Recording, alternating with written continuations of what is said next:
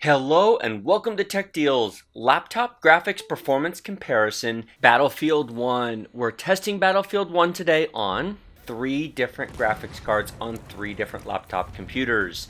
The NVIDIA GeForce GTX 960m 4GB model, the GTX 1060m 6GB, and the GTX 1070m 8GB model.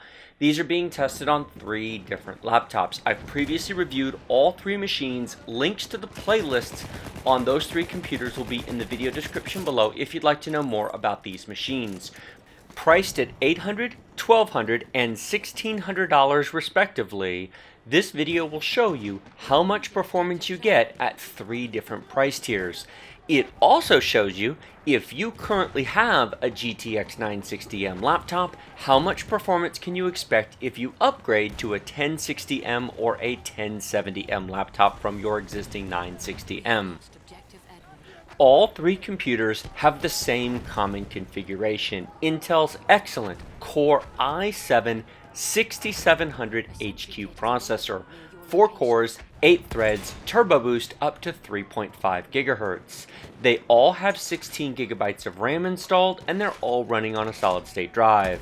The MSI and the Asus laptops are in their factory shipped configuration. The Dell has been upgraded because it comes with 8 gigs of RAM and a hard drive and not an SSD. I've installed an additional 8 gigs of RAM and I've installed an SSD. The SSD doesn't make a huge difference to frame rate. It's mostly about game and level loading times, but the extra 8 gigs of RAM does improve performance, and I highly recommend that upgrade if you do plan to buy the Dell.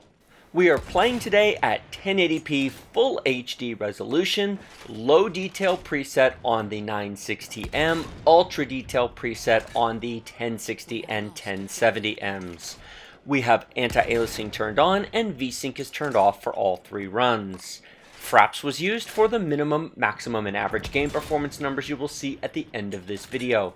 It was not used to record the video you're watching. Instead, an external HD60 hardware capture card was used.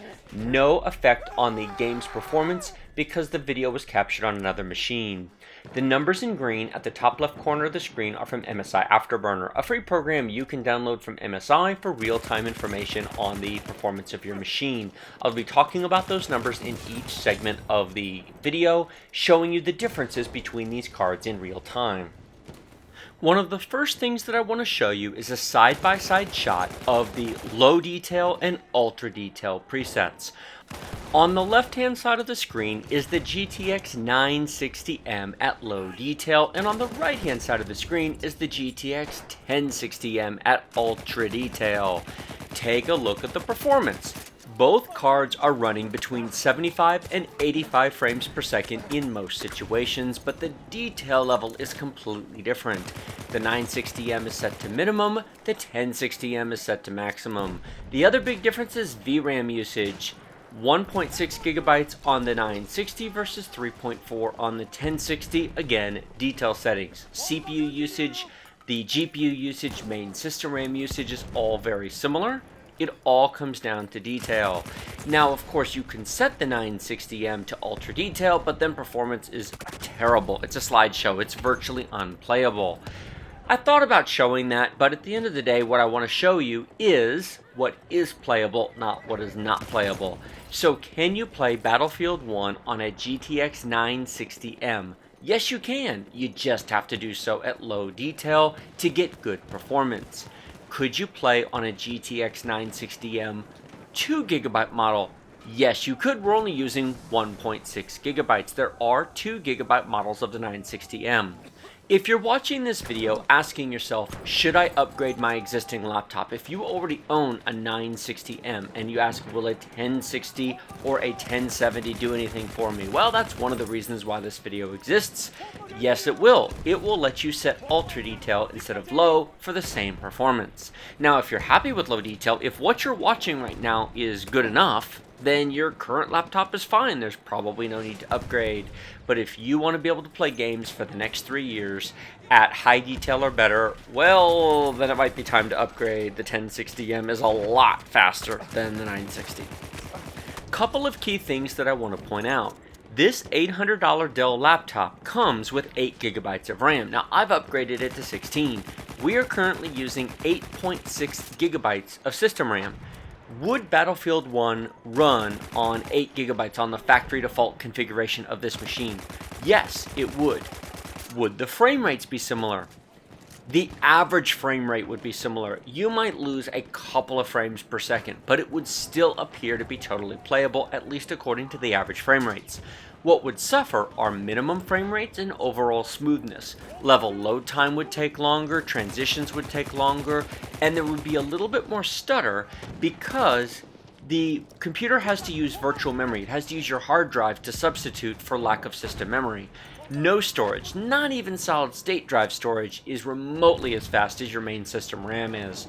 Furthermore, Windows will use unused system RAM to cache frequently used files. So loading new levels, loading games, switching between programs is much faster when you have extra RAM because Windows will keep that in memory. It uses it.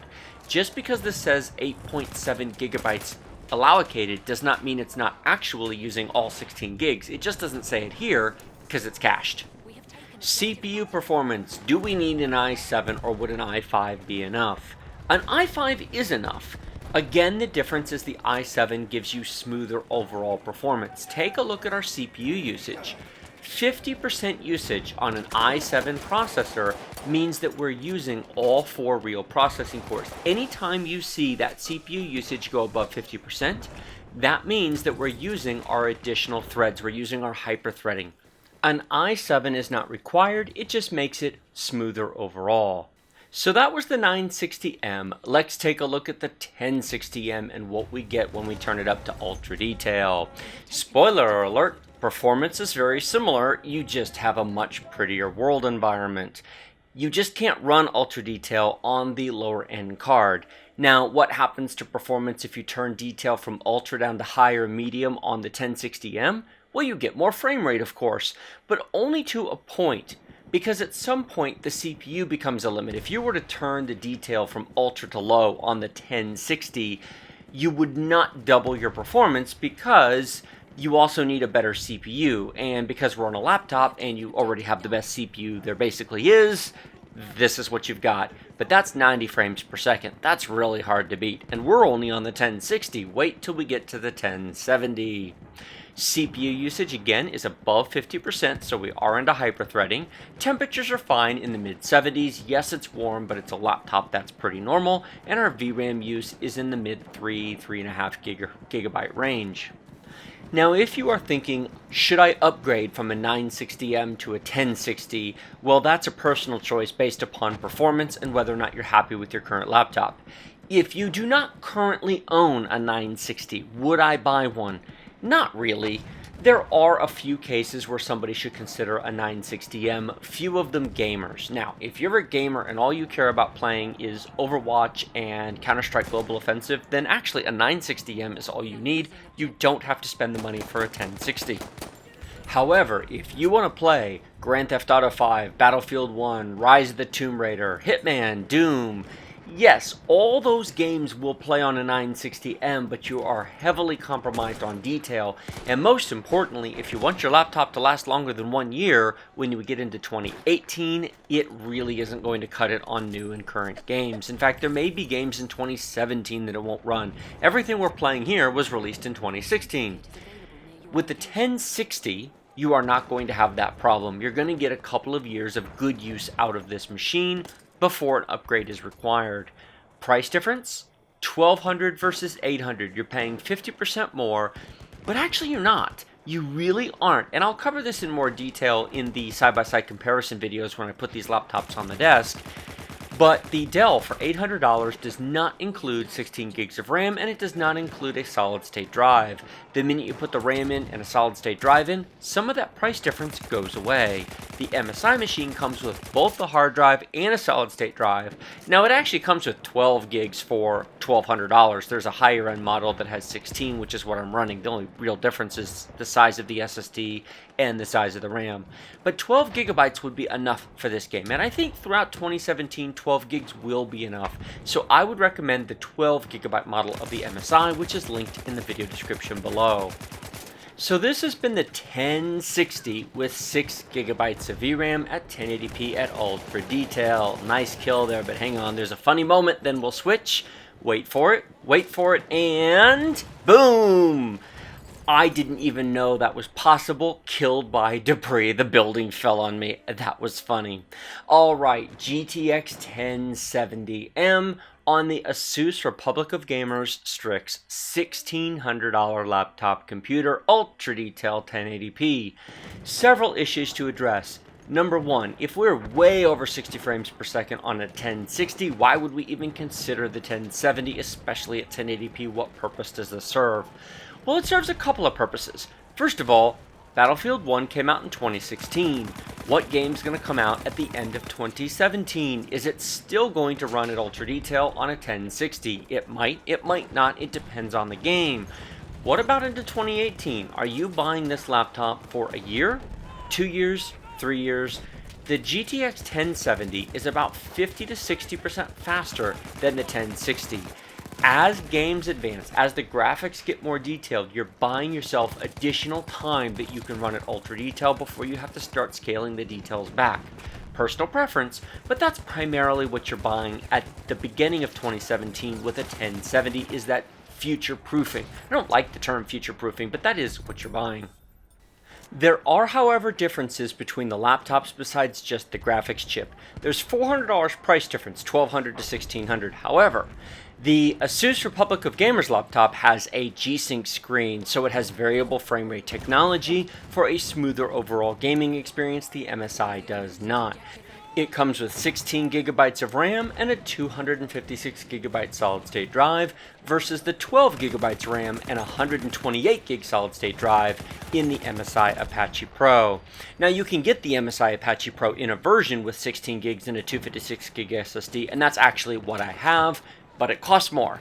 And when you actually look at the price difference between the two, you're only paying about $200 for the jump from the 1060 to the 1070. You just have to take the 16 gigs and the larger SSD. They're not options to get the price down by $200. Another factor to consider is both the MSI and the Asus laptops have DisplayPort outputs. You can connect a 1440p or 4K monitor to both of these laptops.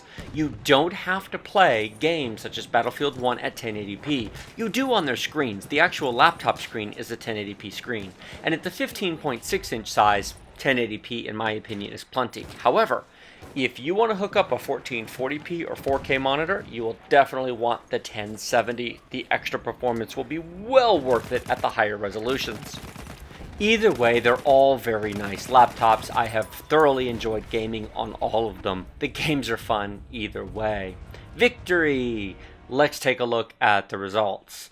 On the Dell with the 960M graphics chip at low detail, 72 frames per second average.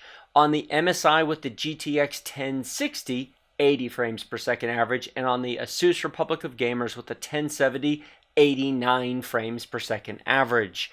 There is not a large difference at 1080p resolution between the 1060 and the 1070. Either you want to connect an external 1440p or 4K gaming monitor and then it does matter, or you want future proofing. You want the laptop to last you an extra year or two with that extra performance without having to replace the entire machine. If you're just gaming at 1080p today on a desktop, my advice is to get a 1060 because frankly it works fine and you can easily replace a graphics card. But on a laptop, you have to replace the entire laptop.